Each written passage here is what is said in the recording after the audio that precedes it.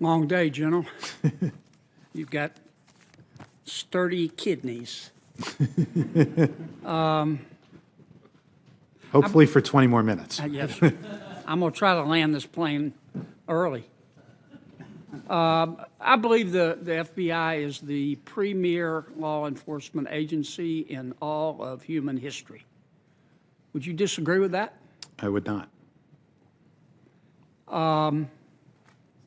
But clearly we've got some bad apples. Mm-hmm. I want to thank you, and I want to thank your team for your usual superb job.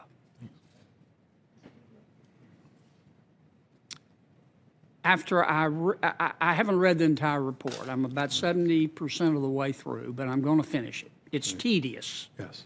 I don't mean that in a pejorative sense. It's supposed to be tedious. Right. After about 15% of the way through, it made me want to heave. After about 25% of the way through, I thought I'd dropped acid. It's surreal. Mm-hmm. I mean, I just couldn't believe it. I've read it multiple times, and every time I read it, Let me ask you this. How many members comprised the misfire hurricane team? Mm-hmm. There were 3 teams over that period of time. I would venture to guess, again, depending on how you count them, just roughly, at least half a dozen to a dozen on each of those iterations. I'll turn around and see if I'm somewhat close. Does that include their supervisors?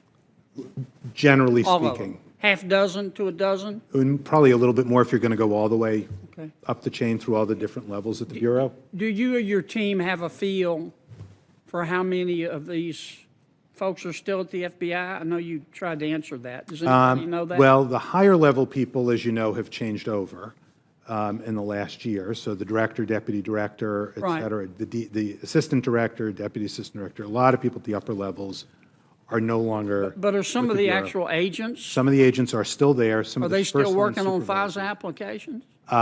I would encourage you to speak to the FBI about that. Yeah, well, I think they have. Yeah, I think we will. I think they've taken some steps in that regard. I understand. It's easier to divorce your spouse around here than it is to get fired. Mm-hmm. That's clear. At least at the FBI. Mm-hmm. Is Mr. Orr still at the Department of Justice? That my understanding is he is. He's still there? That's my understanding.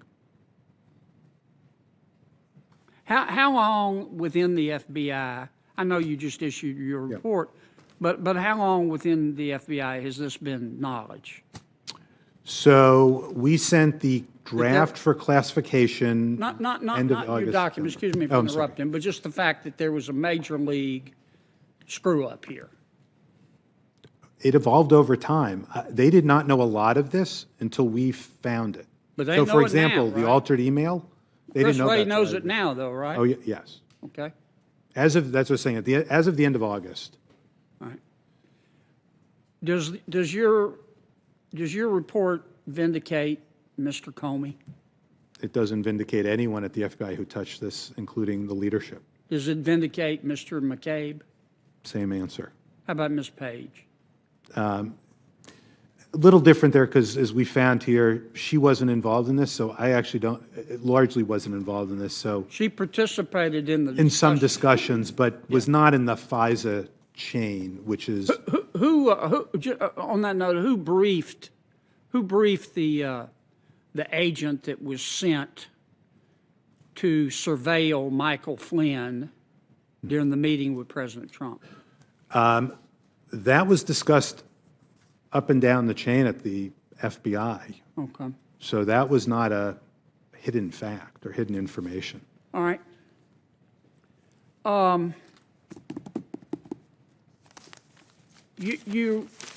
like the fact that you and your team are very precise in your language.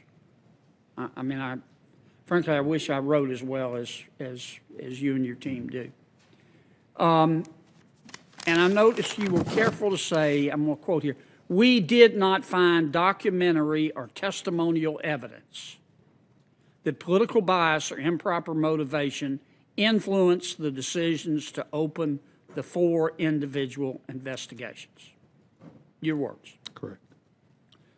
No documentary evidence and no testimonial evidence. So you didn't find any documents that said, we did this to get Trump, right?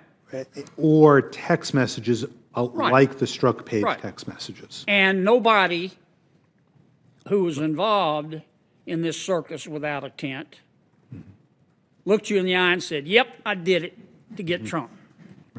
Nobody did that. Or, for example, a whistleblower come in or other people Right. tell us they But none heard of the something like agents you that. talked to looked you in the eye and said, yeah, you're right, I did it to get Trump. And nobody came in through a different means and said, I've got a problem here with this, what's going on. I mean, you don't have to qualify as Mensa material to know not to do that to the Inspector General, right? Yes, although, look at some of the text messages we found.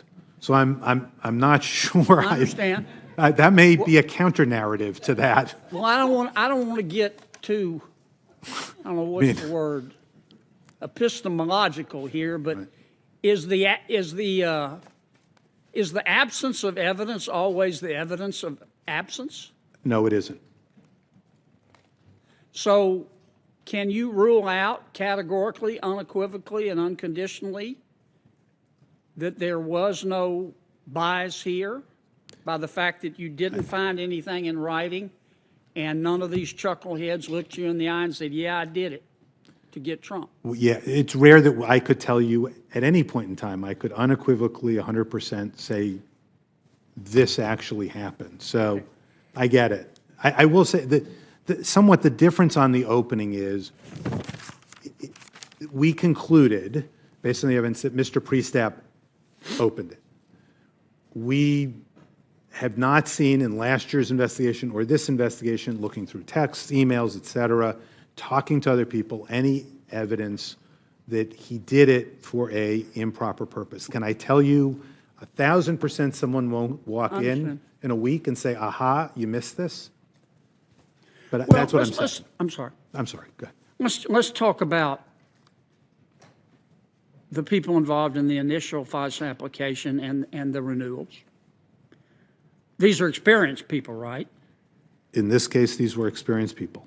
Many of them had professional degrees, include but not limited to law degrees, right? I actually don't know what all their degrees were. Okay. They knew the law. They should have not only known the law, they should have known every single policy that they had to deal with. I mean, they were handpicked by Mr. McCabe, right? They were handpicked. Okay. This wasn't their first rodeo. It certainly wasn't, with maybe an exception or two towards the end, of relatively new agents coming on board. Well, But that, to me, should not have been an excuse, just to be clear. well, it just seems to me that it has to be one or two things. Either incompetence or intentional conduct. I agree. It's either sheer incompetence, intentionality, or something perhaps in between. So which Rosnet- do you think it is? We've got so many different people here. First of all, it wouldn't be fair to lump everybody into one because there are different actors coming in at different times. Some people have more touches of this than others. I think it's fair for people to sit there and look at all of these 17 events and wonder how it could be purely incompetence. Okay? Well, I want to thank you again. I know this puts you in a tough spot.